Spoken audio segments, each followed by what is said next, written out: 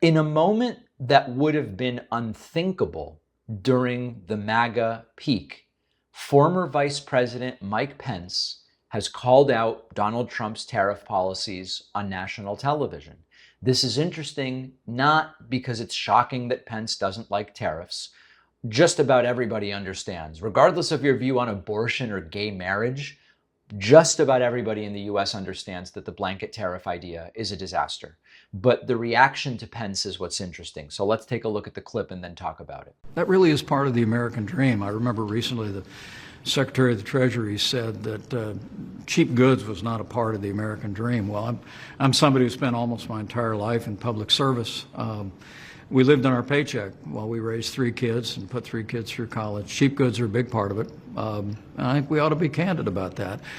What I will give the president credit for is conceding the fact that his tariff policies will raise the cost of goods for consumers, whether it be toys or pencils or other products.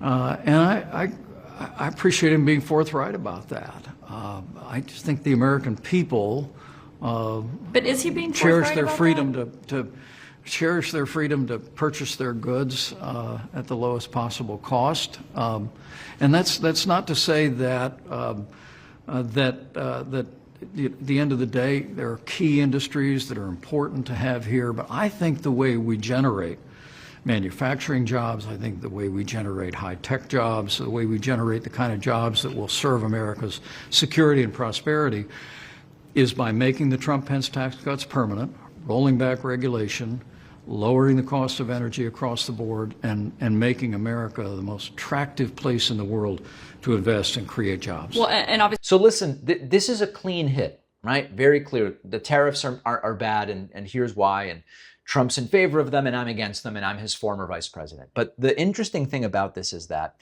there's nothing heroic here about what Mike Pence is doing. It's just basic economic sanity. And any kind of Republican who's not in a cult, libertarian-focused Republican, a constitutional conservative, if you're not in a cult, you should be able to muster up a pretty sensible criticism of the blanket tariff policy. Fine. Obviously, Pence has not become a progressive. He's not joining Antifa. He didn't endorse Medicare for all. He just acknowledged that tariffs are taxes.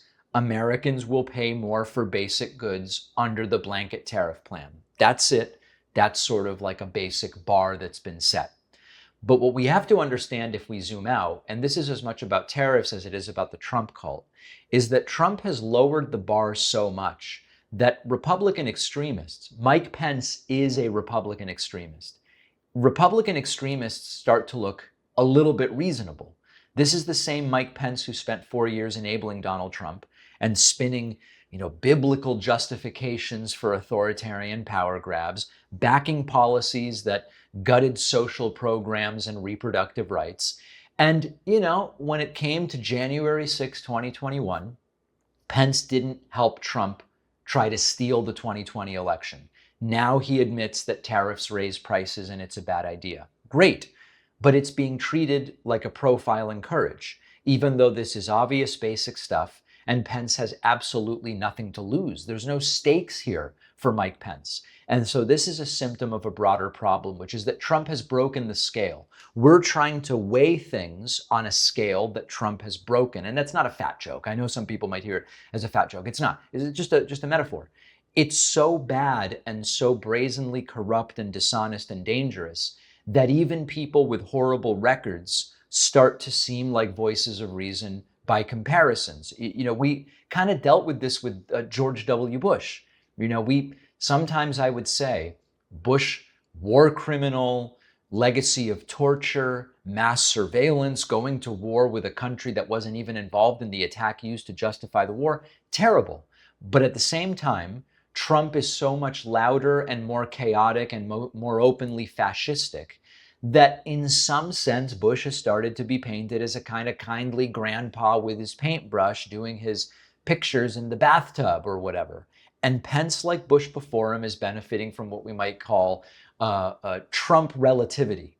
Next to Trump, a lot of things look relatively normal or benign, even if they're not. And the real kicker is that, of course, Mike Pence is right about tariffs, the blanket tariff plan, Trump's dream for, improving the American economy and pretending we don't rely on a global supply chain.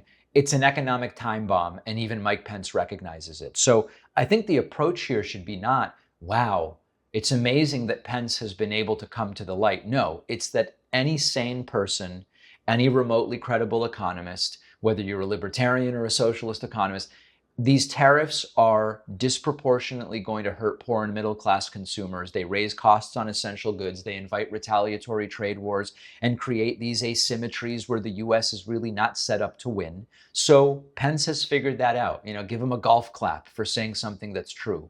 But we really can't erase the role of people like Mike Pence, not only in propping up Trump when it counted, but also we can't reframe them as moderates of any kind, because Pence is really the epitome of the religious right-wing extremist that has done so much damage in this country and prevented so much progress. So recognize it shows how far off the rails Trump has taken the Republican Party. Acknowledging reality, as Mike Pence does, feels like some kind of rebellion, but that's what should terrify us, because if Trump is the standard, we are grading not on a curve, but on a crater. So good for Mike Pence. He said something completely obvious, but these are simply not our political allies. After researching, writing, refining, The Echo Machine, my book, is finally out. This is not just a book about how American politics got so broken. It's also about what's happening right now and what we can still do to stop things from getting worse. Trump's been back in power. The results have been even more catastrophic than many feared, with targeting of political opponents and gutting democratic institutions, laying the groundwork to even further consolidate power. But the thing is that none of this is inevitable. The same forces that brought us here can be countered if we understand how they work and what to do about them. And that's what The Echo Machine is all about. Some say that without corporate media backing, books like this can't succeed. I think we can prove them wrong. You can get The Echo Machine right now at davidpakman.com/echo, on Amazon, Barnes & Noble, Audible, Kindle, or by calling any local bookstore and asking them to order it. This book is more important than ever. If you care about what happens next, and I do, check out The Echo Machine today at davidpakman.com/echo.